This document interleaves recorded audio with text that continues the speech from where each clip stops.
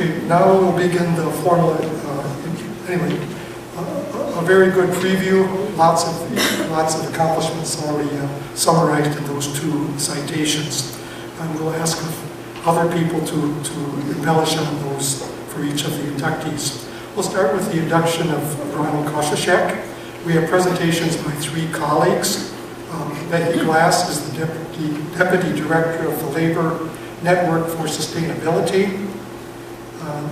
She will start the presentation, then turn it over directly to the next speaker, who will be Tom Dawson. He is currently the Wisconsin Assistant Attorney General. He was the former Wisconsin public intervener and worked with Ron when Ron was on the Citizen Advisory Committee. So they will talk about that a bit more. And the last speaker for Ron will be Tom Quinn, who is the Executive Director of the Wisconsin Farmers Union. Okay, at that point I would invite Becky Glass to come forward.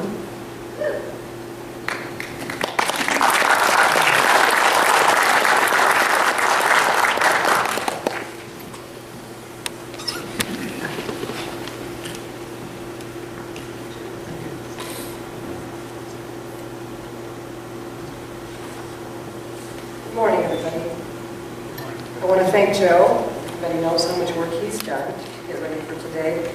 And to thank Earl, who I didn't realize we weren't going to have a chance to meet, but both of them for their leading their efforts to honor outstanding conservationists and to manage this event every year. My name is Becky Glass, and I'm honored to be here speaking for Professor Ron Koshoshek. But before we talk about Ron, I just want to also congratulate the other two extraordinary conservationists who are being inducted today, Eugene Rourke and David Ladd, who I'm sorry can't be with us. As Joe said, I'm the Deputy Director of a national nonprofit organization called the Labor Network for Sustainability. We're devoted to drawing together workers and environmentalists around their common interest in addressing climate change. My husband Jim Hare and I are experiencing climate change on our farm where we raised our daughter, a grass-fed beef farm in the town of Prairie Farm in Barron County, Wisconsin. And Jim and my daughter are both here today with us. Relative to many of you here, I've known Ron only a short time. I spent my entire adult life working in one way or another to try to protect and improve environmental policy in this country. I've never learned so much in a short period of time or been so inspired by another's leadership as in the time I've been in the trenches, so to speak, with Ron. Our whole family's been involved in his nomination. My husband Jim and I led the effort to nominate him, and both he and Amber have worked with me to pull together some of the special things for today's celebration. It's been fun doing the nomination, which we did several years back. It was putting that process together. We had the pleasure of meeting so many people whose lives have been influenced by Ron, students and colleagues and people at the Public Intervener's Office, all of whom are as pleased as we are to be able to honor this extraordinary man here today. Some of those people couldn't be with us today because they're out this first Saturday morning in May celebrating Ron's work in another way, and I think you can guess how that is. Out on the trout streams that Ron has spent so much of his life protecting. Many of you who are here already know Ron's work, and I imagine that each of you could tell a pretty entertaining story about how you first met him. For me, the journey started in the spring of 2011 when the phone at our house rang around 10:30 at night. I picked it up, and hello, an unfamiliar voice said, that I'd never heard of. Is this Becky Glass? This is Ron Koshoshek. I'm calling because I just got off the phone with your Roger neighbor, and he told me you'd still be up this late. Can we talk? So after about an hour, I knew that I was in for a different kind of a ride. Ron had heard about the role I was playing with a group of local citizens who were concerned about the new frac sand mining industry that was moving into our area, and he wanted to help us. That began what continued to be an ongoing intensive working relationship with Ron, through which I've been lucky enough to observe and experience firsthand his dedicated and effective role as a citizen activist. That working partnership has grown into a deep friendship. Jim and Amber and I are very happy to be here today with Ron, his wife Karen, his son Mark, and other family members and colleagues and fellow travelers. Ron doesn't like to brag about himself, so he's asked me and the other speakers who will speak after me to tell you who he is and how he became to be the dedicated citizen activist that he's been all his life. Julie Lasso went through these when she did the citations, so I'm not going to spend a lot of time on them, but just want to mention again that Ron's been recognized a number of times for his extraordinary leadership. In '76, the U.S. Soil Conservation Award. He was awarded in 1984, the Wildlife Federation awarded him Conservationist of the Year, citing the Lowe's Creek case, which you'll hear more about this morning. In 1985, Trout Unlimited, Wisconsin Trout Unlimited awarded him its Golden Trout Award for defending cold water resources in the state. In 1987, he received the Excellence in Public Service Award from the UW-Eau Claire for contributing to the quality of life of all citizens of the state. And in '88, he was one of the first recipients of the Wisconsin Idea Award of the Center for Natural Resources at UW-Madison. The Lowe's Creek Award was particularly extraordinary because very few regular citizens get that award. It's usually given to senators and governors. And Ron's one of the few citizen activists who has that award. Ron asked me to tell you a little about his history, the awakening of his environmental concern, and what led him to spend his life advocating for and inspiring citizen activism. He describes himself as a lifelong conservationist, fly fisherman, and grouse hunter. He grew up on the clean, beautiful streams of Wisconsin, fishing with his dad. He graduated from college in 1959 with a major in philosophy and minors in history, foreign languages, and education. He wasn't sure what he wanted to do with his life, and he decided to take a year and work on his family's farm. That course changed when, after a few months on the farm, Regis High School in Eau Claire called and asked him to teach American history for that season. He went to work teaching American history from a philosophical issue perspective, and many of the students began meeting with him after school in discussions about a wide range of philosophical issues. He loved it and knew then that teaching was what he wanted to do in his life, and in the course of the next number of years, many students had a similar experience to those students back at Regis High. Off to Fordham then he went to the PhD program in the fall of 1960, and in 1962, Fordham offered him the opportunity to become the first lay instructor to teach philosophy in Fordham's undergraduate college. Over the next few years, both the philosophical and practical underpinnings of his activism developed. In 1967, he took a position at Dartmouth College. While there, he spent a lot of time, as much time as he could, I imagine, fishing in the streams and woods of the Dartmouth Grant, a 27,000-acre wilderness area in northern New Hampshire. One day, he caught one fish, which was oddly disturbing. That was the only fish he caught that day, and it was a brook trout with a large head, looked like about a 7-year-old, but a small tail and body, about the size of a 2-year-old. He went looking for why, what was wrong with that fish, and a biologist at Dartmouth explained that this was typical of what few trout were left in the streams of the Dartmouth Grant because of acid rain. It turns out that this kind of a fish, the head grows based on genetics, so it was a normal-sized head. Its body grows based on nutrition, and the acid rain was destroying the natural nutrition for fish in the streams. A year or so later, in '68, while fishing on a tributary to the Connecticut River, he noticed that all the planted trout, I think 10 pretty good-sized trout, had boils. When he asked about that, he was told that that was because of the chemical contamination from barrels of waste material from the old textile industry. In 1969, Ron returned to Eau Claire as an assistant philosophy professor at the UW-DC. When he went trout fishing in Elk Creek, where he'd been fly fishing with his dad over the years when he was growing up, he hooked a large trout, and he was working on bringing it in. It surged into a small indentation in the bank, swam down into a small pool, and then it came up belly up, struggling. He revived it, and then he walked upstream to take a look and see what happened. And what he found along the bank of the stream in an indentation were discarded fertilizer bags that were leaking into the stream. So his concern for the trout streams was growing. In 1972, he founded the Ojibwe chapter of Trout Unlimited. Now that you're clear what a chapter. Julie told you he served from '76 until he was appointed the Public Intervenor Office in '79, and he also served on the National Board of Directors of John Unlimited. In 1974, he was introduced to his first big issue by Art Schroeder, the Clare County Game Warden. Art asked if Ron was interested in doing something about the damages to trout streams that were resulting from road and bridge construction. Those projects were causing sediments from the exposed roadside ditches rode into the streams. You open areas exposed to the elements with no seeding or other erosion control measures. Art said it was illegal, but the DNR wasn't going to do anything about it. Ron started looking into that, and the next year he started teaching ethics, which he had continued to do for the next 21 years. By 1976, his research confirmed Art's belief, and so Ron formally requested that then DNR Secretary Tony Earl do something about it. Tony Earl declined, and then Ron turned to the Attorney General, who referred him to the newly created Public Intervenor Office. They invited him to present his case to their newly created Citizens Advisory Committee. They advised him to find a good test case and file a petition for a contested case hearing before an administrative law judge. He found 7 damaged Class 1 trout streams in Marathon County, found 6 citizens to sign the petition and assign us with the necessary expertise, and they went to work.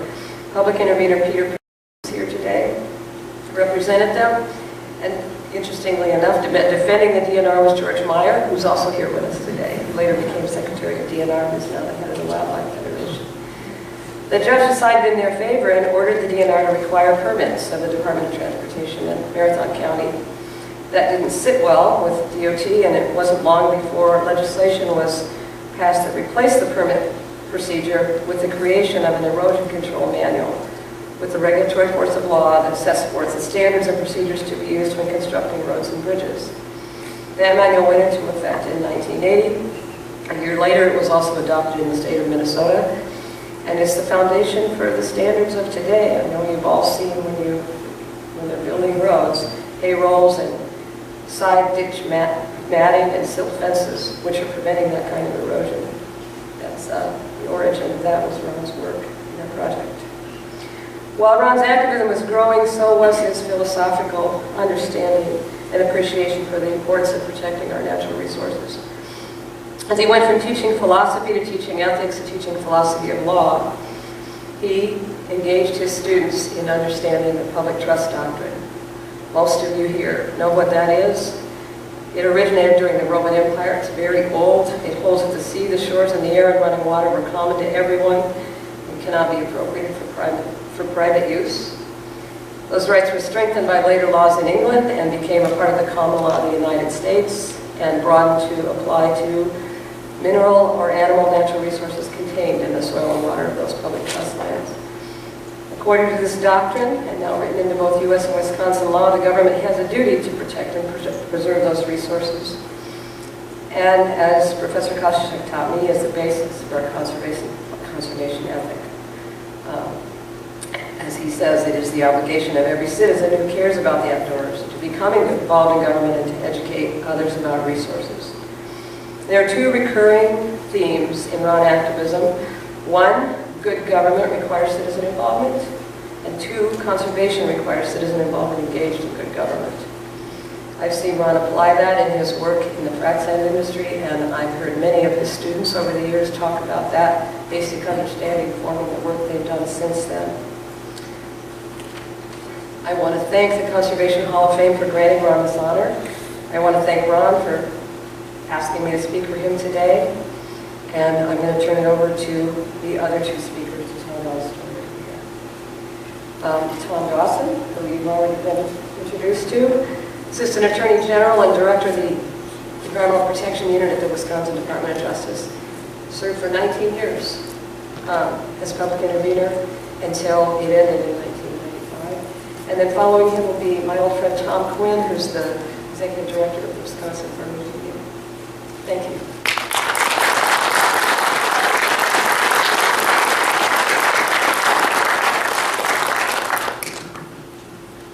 I too want to congratulate the other, all the inductees, David Ladd and Gene. Congratulations. I've known Gene for a long time as well.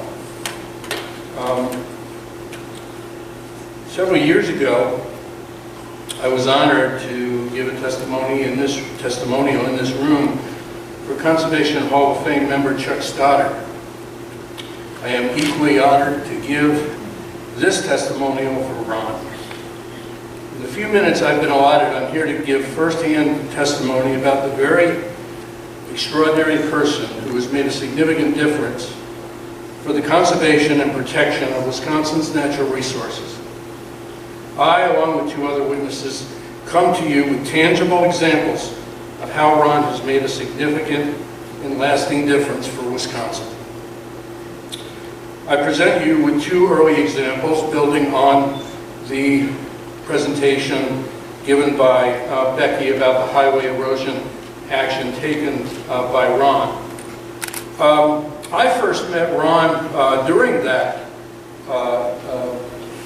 entry into the public intervenor office by Ron, asking for help on the erosion problem, even though Peter took over that particular case.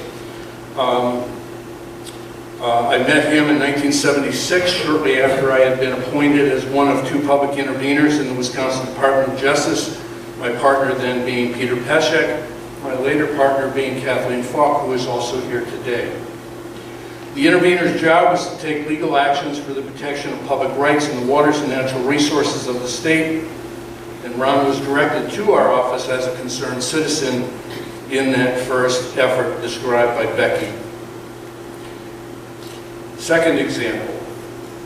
In 1976, the city of Eau Claire filed an application to DNR to construct a landfill in Seymour, Wisconsin, just east of Eau Claire. The landfill was to be built in 30 feet of pure sand, located on the bank of 7 Mile Creek, a pristine trout stream. You're going to hear that word, trout stream, quite often in the context of Ron Koshoshek. The DNR intended to issue the permit based on little engineering and a policy then called natural attenuation, a version that I regard as the solution to pollution is dilution. It meant that the landfill leachate would move toward the groundwater that fed the creek. Again, Ron did the work and the research on the stream. He studied the stream's aquatic invertebrates and the genetics of the unique species of brook trout in the stream. And Ron took that information along with the town of Seymour chairman and the head of the newly created Altoona Lake District to a meeting of the Public Intervenor Citizen Advisory Committee.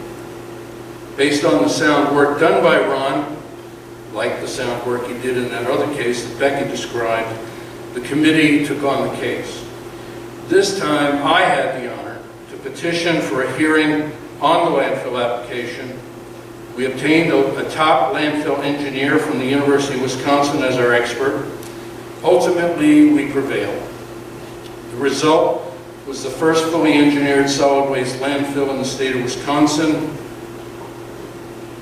That victory was followed by our successful efforts to reform Wisconsin's solid waste law and adoption of regulations requiring landfill liners and leachate collection systems. Example number 2, Lois Creek. Becky mentioned Lois Creek.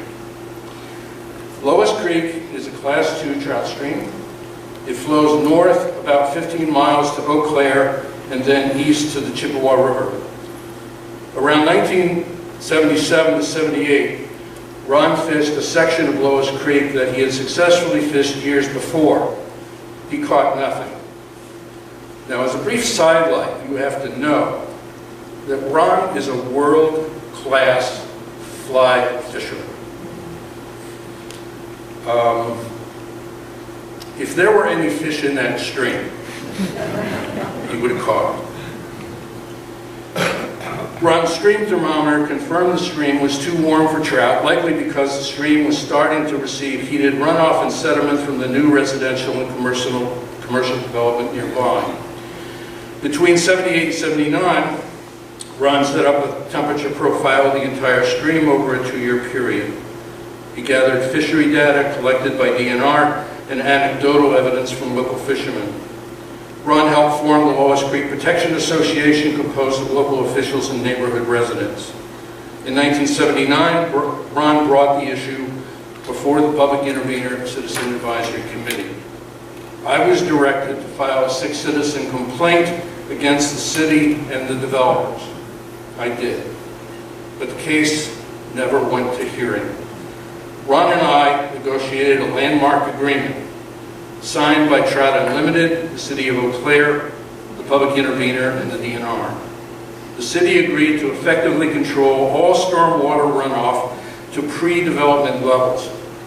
Today, Ron gladly will give you a tour of the numerous neighborhood runoff ponds that have been built to capture, hold, and infiltrate all stormwater in both residential and commercial areas near Lois Creek. Lois Creek Park was created with trails and bikeways to further shield the creek from the impacts of development. Today, the stream remains alive and well on the southern skirts of the city. The agreement was the precursor for stormwater control regulations later to be adopted for residential and commercial development. Now, by this time, it became evident that Ron was an up-and-coming leader in the conservation and environmental movement of the 1970s and 80s. Because of that, Ron was appointed to the Public Intervenor Citizen Advisory Committee, the committee to whom he had often come as a citizen for help to protect natural resources. Not long thereafter, Ron became its chairman. Ron continued as a valuable citizen voice for Wisconsin's natural resources and led our office on to many other significant accomplishments in the areas of wetland protection, groundwater protection, metallic and non-metallic mining regulation, pesticide regulation, access to navigable waters, and protection of surface water quality, just to name a few.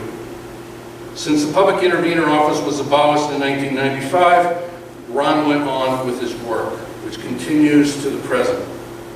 Let me just conclude by saying that Ron's dedication to resource conservation, his intellect, his hard work, his homework, and his courage easily qualify Ron for induction into the Wisconsin Conservation Hall of Fame. I'm proud to have nominated Ron, but I'm equally proud to be able to say he is my very good friend. Thank you.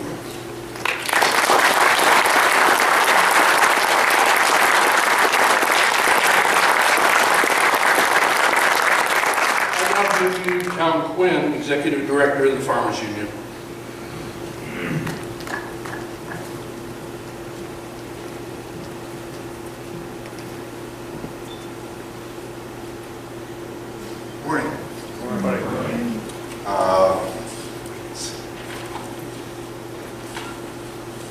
Thank you and others for your long work in putting together this program and maintaining this important conservation heritage effort. I'm really honored to be part of today's ceremony and to join the other presenters. Particularly to honor a friend who has been a real inspiration to me and to many others.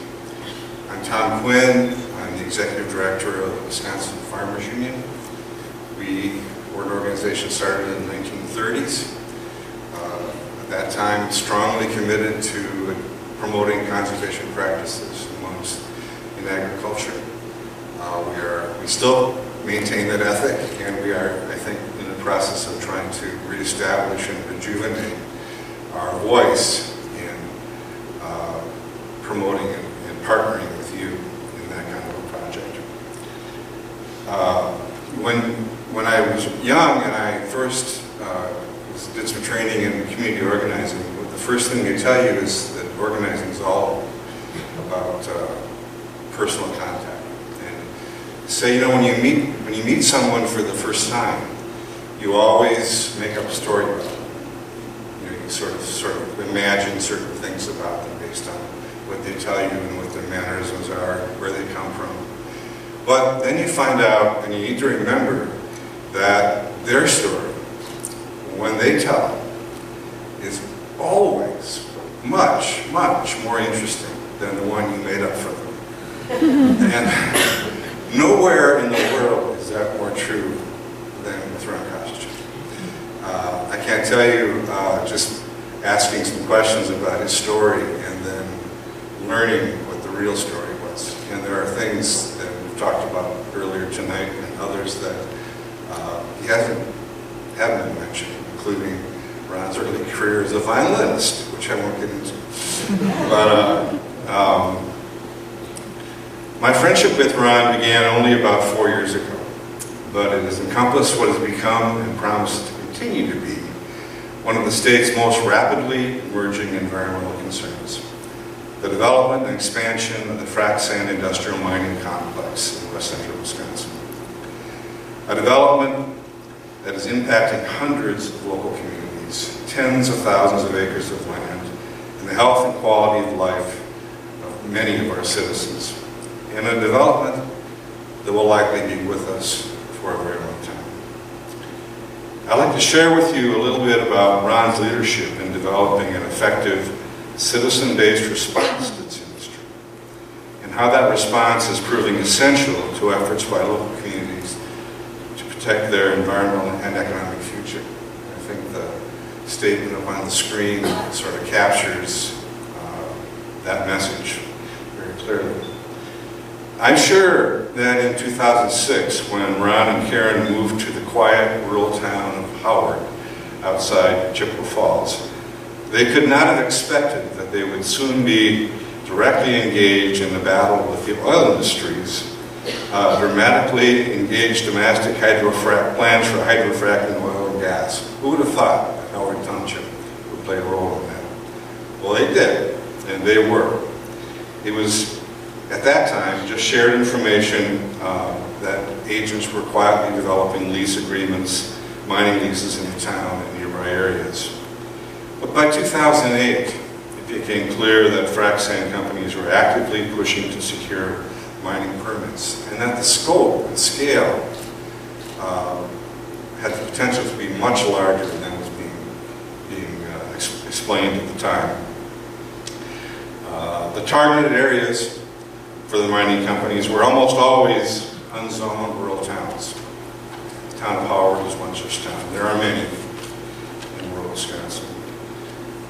Towns that had few regulations or rights to manage development. Most of the elected officials in these areas were comfortable with managing routine town business, road repair, budgets, but had no experience in regulation or negotiation of large-scale industrial mining. And of course, that this issue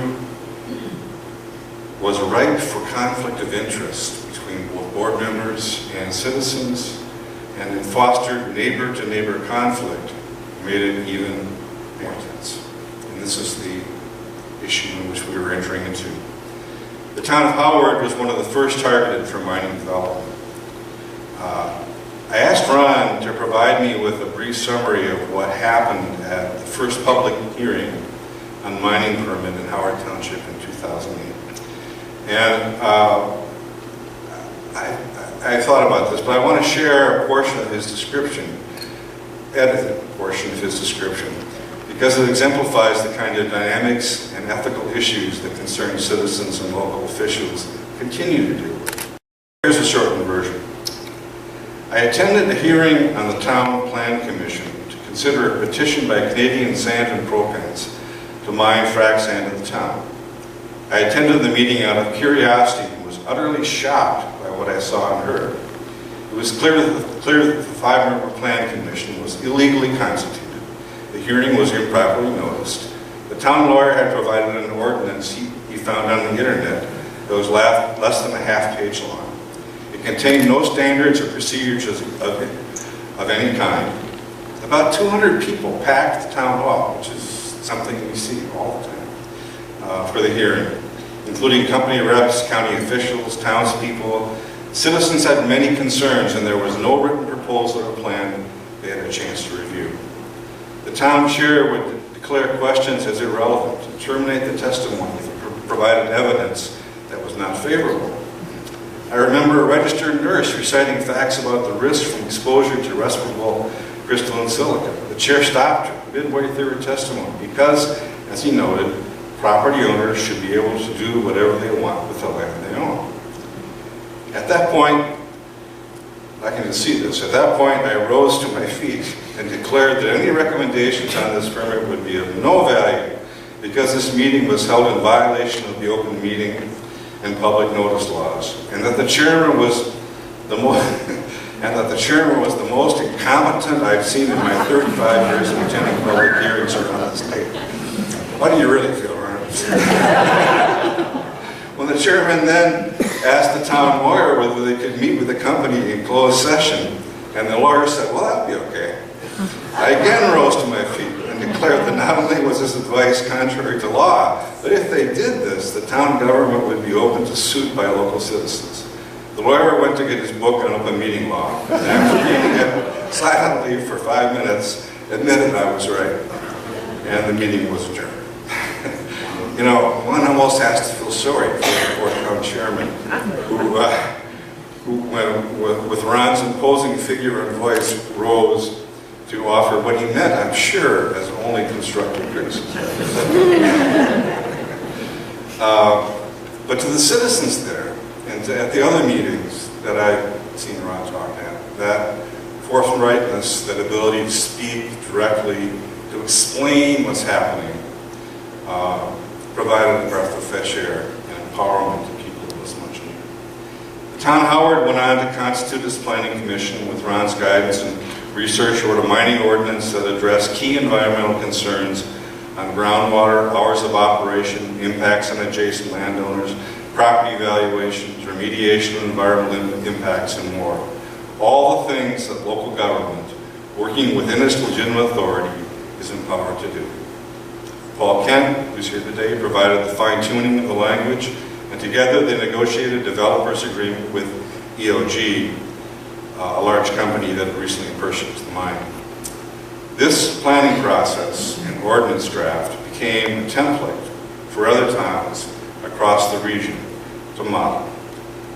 At the time, Wisconsin town government and the legal profession itself were ill-prepared to deal with the suddenly blooming industry and the implications of it. Citizens understood that state agencies charged with protecting their interest had neither the resources nor the political support to do so. Local governments, with all their flaws, would need to step up. Local leaders would need to understand how to grow in their roles as public servant, and Ron provided a model for how they could do that. From that time, Ron began sharing his experience at local meetings from Barron County to Crawford County, offering 2 or 3 nights a week, driving long distances. It was one of these informal meetings, organized by my friend, longtime friend Becky Glass, in her community that was dealing with this issue that I first met Ron. Later, when I was exploring ways that Wisconsin Farmers Union could help our members and local communities learn to better protect their interests when faced with mining development, Becky, Ron, Dan Masterpole, I think he was here, from Chippewa County Conservation, became key partners. The other key partner was Rick Stadelman. He's also here from the Towns Association. When we convened a meeting and suggested with Rick that the association join Farmers Union in co-sponsoring a training workshop on frac sand issues, he agreed at once, provided that Ron was involved. In late 2011 and early 2012, we had held 2 full-day workshops providing in-depth training to overflow audience of over 700 local officials and citizens. The information toolbox gathered for those workshops remains a key resource for local communities in dealing with these issues. And Ron has to thank for that. The other issue that, there are many issues, but one of the other issues related to frac sand that Ron, I think, provided that's emblematic of the kind of work Ron did is around the question of air quality. This is always the question of respirable silica dust and its potential health impacts has long been a public concern, especially as these sites are often located adjacent to schools, nursing homes, houses, communities. The DNR has resisted any push to monitor for the 2.5 parts per million standard that was required to determine the health impacts of silica dust. And in 2011, Ron, Dr. Crispin Pierce, Beth Walton, and 10 local citizens, including Becky, who were living near mines, submitted a rules petition to the DNR requesting that silica dust be added to Wisconsin's list of hazardous pollutants and establishing Wisconsin's standard for exposure. This position was denied by the DNR secretary. Despite this setback, which was not unexpected in this politically charged environment, Ron recognized that local county health departments were willing to take on the issue. Again, the role of local government, accepting and acknowledging that role and really building on it. And he initiated development of an innovative community-based air monitoring project that directly engages the core mission of our county public health departments. They want to do their job. We gave them the tools to do it, and they said, yes, we'll do it. Beginning with a pilot project in Trempealeau County, the project first partnered with Wisconsin Farmers Union Foundation to purchase monitoring equipment and train staff to collect air samples that would be analyzed by the prestigious University of Iowa Public Health Research Team. Health departments in 12 counties have since cooperated to receive independent grant funding and will be initiating a full-scale program with the University of Iowa this summer to do citizen and community-based monitoring based on good scientific information. And we will know whether silica dust is a hazard or not. And we can go forward based on that good scientific evidence that would not have been gathered otherwise. So again, Ron promoted citizen activism by using local government powers and state engagement when state agencies were unable or unwilling to act. Let me close with just a couple of personal comments. The expansion of frac sand mining is tied closely to the larger issues of energy policy and ultimately even how we address climate change. Frac sand mining can be seen through a somewhat different lens than is usual, perhaps, in discussions about conservation of special and natural places. What it is about is protecting specific environmental, while it is about, protecting specific environmental elements, it is much also about protecting the character of our landscape. The things that give us our community's identity and provide connection to work, family, place, and nature. These issues engender deep discussions, often conflicting and deep divisions about what a rural community is all about. Ron's work on this issue truly reflects the citizen action theme of this year's award. Historian Lawrence Goodwin argues that successful mass movements must provide participants with a hands-on opportunity to experiment in democracy, to wrestle with concepts of shared values, test innovative solutions. Ron's tireless work to provide citizens with the power to organize effectively around local government and policy development, to create innovative ways for citizens to participate in high-level research on scientific issues that affects their lives, exemplifies his value. The boom and bust of sand mining will force hundreds of communities thousands of citizens to struggle with key issues of economic, social, and environmental benefits and cost. Each will respond differently, but important community leadership lessons will be learned.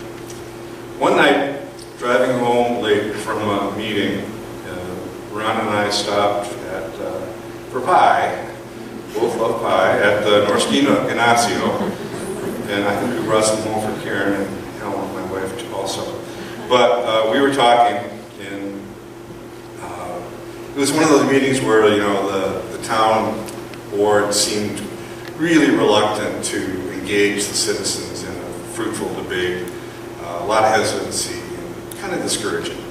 And I asked him if he considered himself, after all these years, more of a pessimist or an optimist. And he just said with a laugh, well, we don't have much choice really, but it does get hard. And it reminded me of a quote, a Russian quote that I heard in another country where it's optimistic sometimes, where they said that in Russia, you know, a pessimist is someone who says, boy, things are bad and they can't get any worse. An optimist says, oh yes, they can.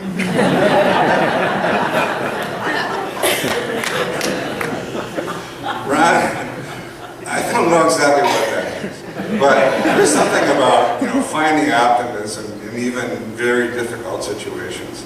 And I think that is what Ron's pastor's life is about. And that's most importantly what he has shared with his friends and his colleagues and with the entire state of Wisconsin. And I'm honored to consider him a friend and to be able to speak on his behalf at the ceremony today. And with that, Joe, if you're around, I'll turn it back over to you.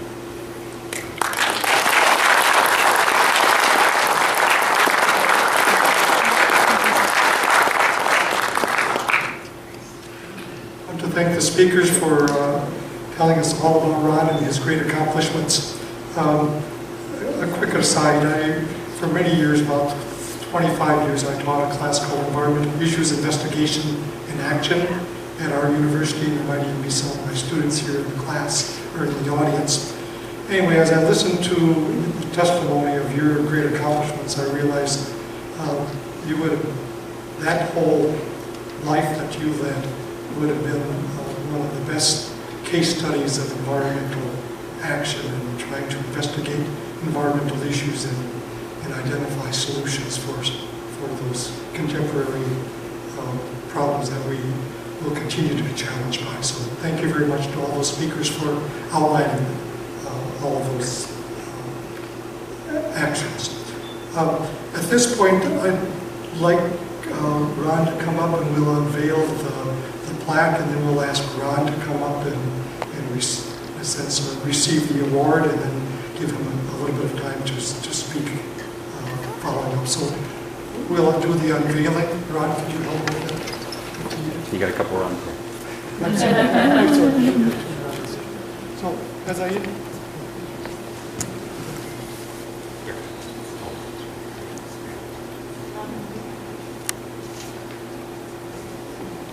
and because the plaques are rather hard to see from the audience, we decided to take a picture of them and to be able to see them in the audience.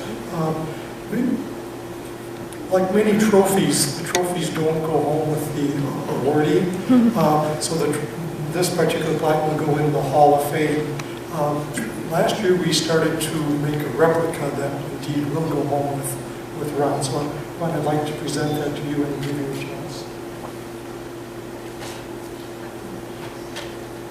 Congratulations.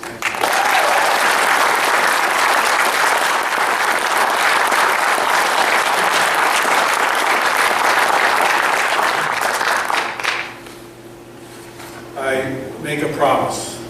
I will not speak at great length, but it's impossible to stop my mouth from moving whenever I get a chance to speak to but things that matter to me.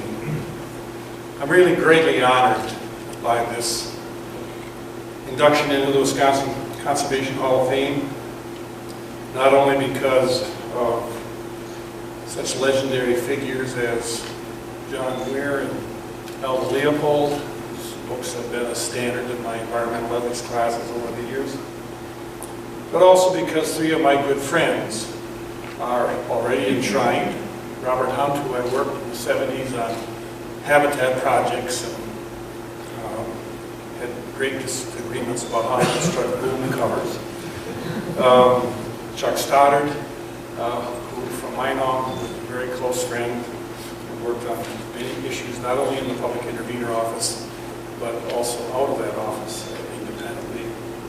And then Martin Hansen from Mellon, whose position on the public intervenor advisory I took when he became ill and was unable to travel so far to Madison to get to do the work. I am grateful beyond words for the introductions I received from Becky and Tom Dawson and Tom Quinn. and especially for the feelings they emitted. It meant a lot to me. If I might, if you might bear with me a little bit, I'd like to reflect on the 45 years of the course of my citizen advocacy that began in 1969 and continues to this day, but maybe I don't know how much longer I'm wearing out. The DNR was created in 1967 by joining two agencies, the Department of Development and the Fish and Game Commission. Citizen boards were a common component in many agencies of Wisconsin government. And when DNR was created, a citizen board was created and empowered to set policy. In the 1970s to the Public Intervenor Office. I could not have done that without an institutionalized citizen board like the Public Intervenor Board, or even, for that matter, like the DNR Board. Again, a citizen board empowered with authority to guide an agency. 1976 to 1995 was what I would call the golden age of conservation in Wisconsin. That was due to the fact that we had a conservation voice instituted in the two agencies that together, despite their adversarial mode, had to cooperate in order to conserve and sustain our natural resource for future generations. In fact, Wisconsin became famous because of the institutionalization of the citizen voice for conservation within government itself. In the early 1980s, New Zealand, not to get too far off track here, New Zealand federalized its waters and its forests.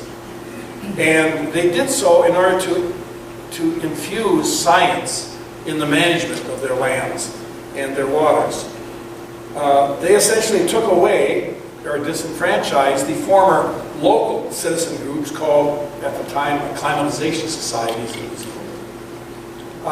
And there was tremendous unrest because of taking away management of lands and forests and waters by these local groups. So they knew of the Wisconsin system. And I was invited there by the New Zealand government to meet with all the citizen groups from the North Island to the South Island one day, and I was down there for 3 weeks, stayed with resource managers in all of these areas and met with the citizens, and of course had to go trout fishing a couple more days in each of these places. That was the first of 4 visits to New Zealand.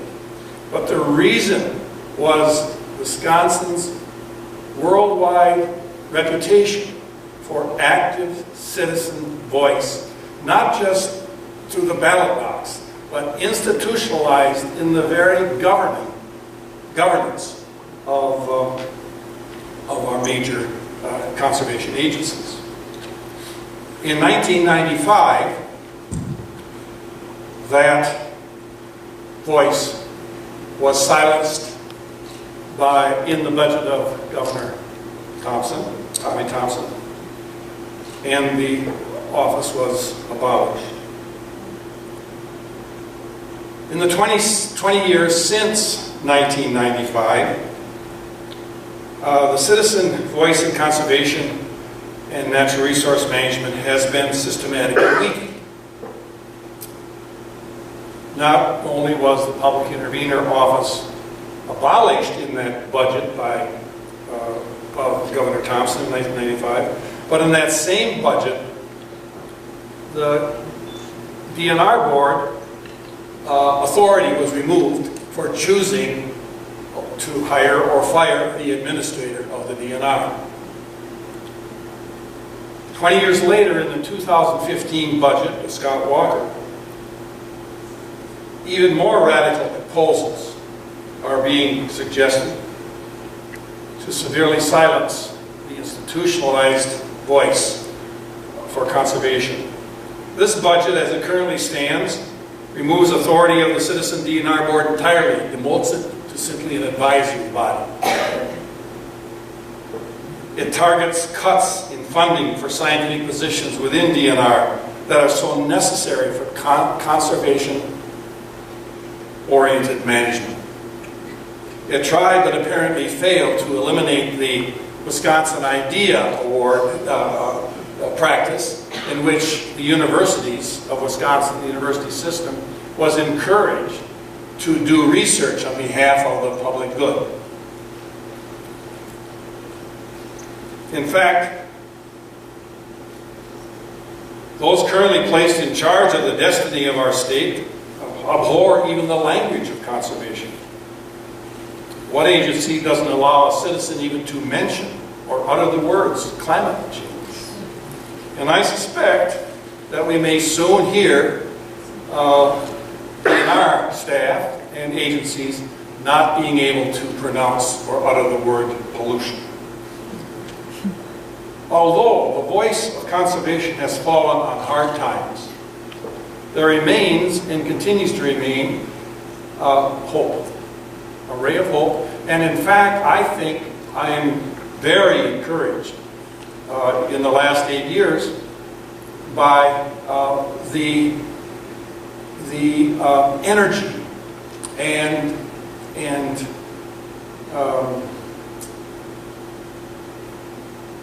forceful refusal to give in by local citizens all across the western and southern and increasingly central counties in Wisconsin with regard to the loss of the citizen voice in the local control. There is currently, as you may have heard, or at least you may know, there is a fear that in the budget, snuck in during the caucus prior to vote, not mentioned beforehand, there may be a provision that will preempt local control entirely or to some significant degree with regard to regulation of frac sand, industrial sand mining.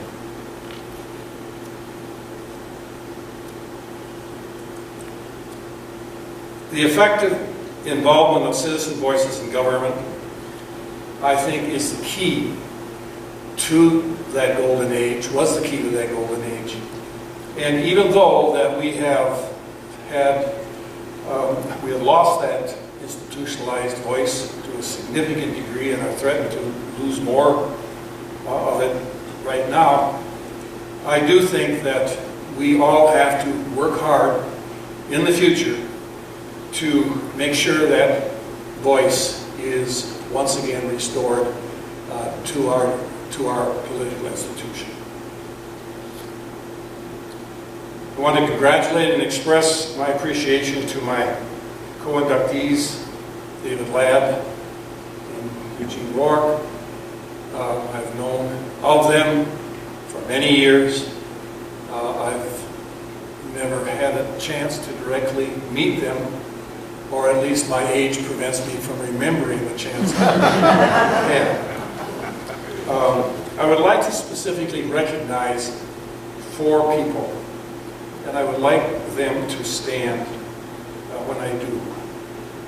These, conservation leaders, and I'm sure that Gene can say the same thing, we're not solitary heroes.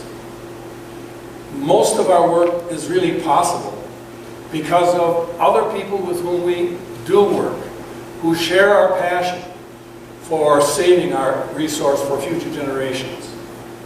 And one such person I would like to recognize is Professor Arlen Christensen.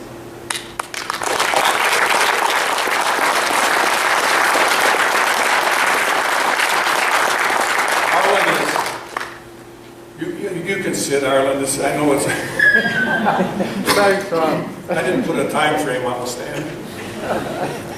Arlen is rightly known as the father of the Public Intervenor Office. He also continued its work by establishing and overseeing a clinical internship program while that was in effect of 19 to 15 law students each semester that worked in the office and assisted in handling calls from citizen groups and educating citizens. And when the public intervener office was abolished, he created a private sector nonprofit organization called Midwest Environmental Advocates, of which Kimberly Wright is here. Would you stand, Kimberly?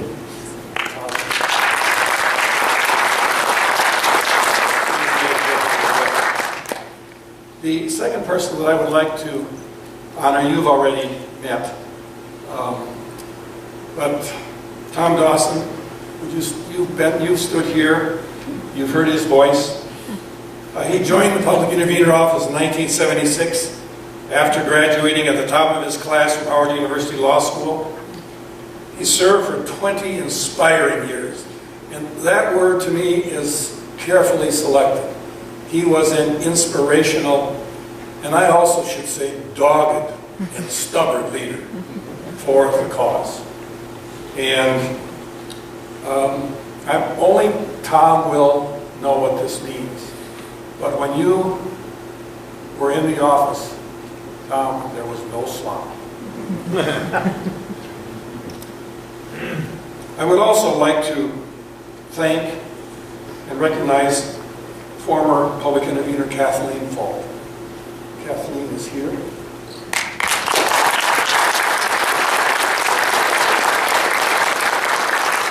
Kathleen was a philosophy major and graduate of Stanford University and got her law degree and went to work for Environmental Decade organization in the 80s. She was hired as an assistant AG and public intervener. I think it was in 1982, but it may have been 1981. I think it was 82. And served in that capacity until 1995.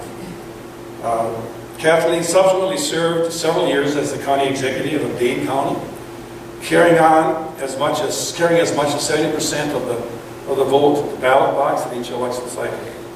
In that position, she continued to foster an environmental ethic in Dane County by redesigning a development project, a redesign that was necessary for the protection of Black Earth Creek, a trout stream and she's a trout fisher. She also enabled the creation of an innovative bioengineering facility for handling animal waste manure. Since September in 2013, Kathleen has served as the Midwest Regional Director of the U.S. Department of Health and Human Services. I would also like to thank Peter Peschek. Peter here.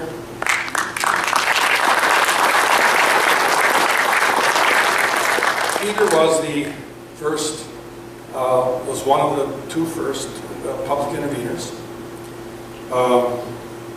And he worked as a public intervener from 1976 to 1982. I will never forget the day, Peter, that